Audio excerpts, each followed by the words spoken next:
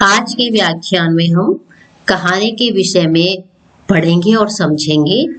कहानी शब्द की जो व्युत्पत्ति हुई है वह कथ धातु से हुई है और जिसका अर्थ होता है कहना, अर्थात प्राचीन अर्थ में भी कहानी वह है जो कही जाए और मौखिक परंपरा से जुड़ी हुई भी है, जब केवल कहानी कहने की परंपरा थी। और आज भी देखा जाए तो लोक जीवन में कहानी कहने की मौखिक परंपरा है।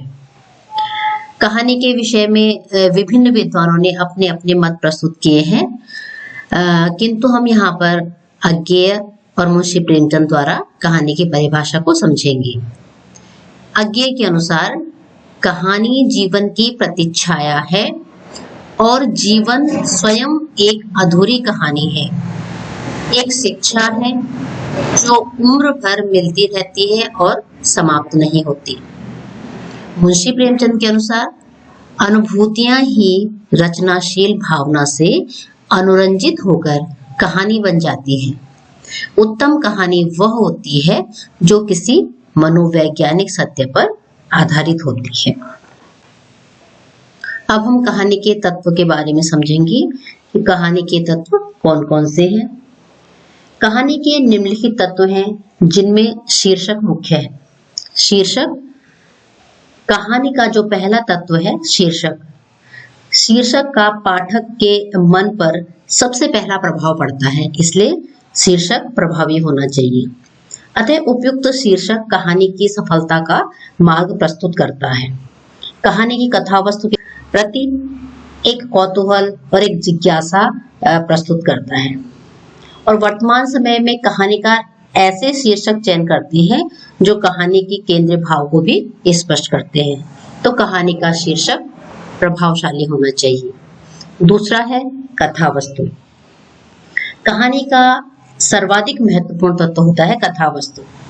कहानीकार अपने अनुभवों को, जीवन की देखी सुनी हुई घटनाओं को तथा जो भी कार्य व्यापार है अपने व्यक्तित्व से मिलाकर अपनी प्रतिभा से ही कहानी को गतिशील बनाता है।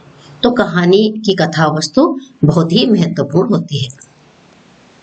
कहानी का अगला तत्व है चरित्र चित्रण।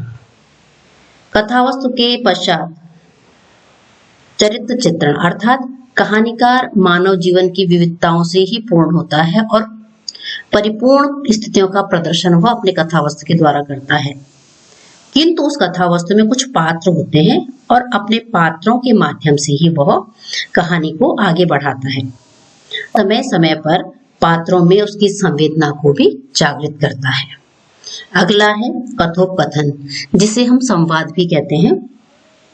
कथोपकथन या संवाद कहानी का एक ऐसा तत्व है जिसमें पात्रों के आपस के वार्तालाप द्वारा कहानी को पाठकों तक पहुंचाया जाता है और जिसमें पात्रों के चरित्र का उद्घाटन भी किया जाता है।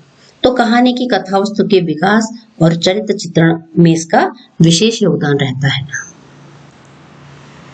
भाषा शैली। अभिव्यक्ति का जो प्रधान माध्यम है वह है भाषा शैली। यदि भाषा में प्रभाव शक्ति ना हो तो फिर कहानी का उतना प्रभाव नहीं पड़ता है। तो अभिव्यंजना और कथन के सफलता के लिए कहानी की भाषा शैली उत्तम होनी चाहिए और भाषा के साथ साथ शैली का अभिनय सधा हुआ होना चाहिए।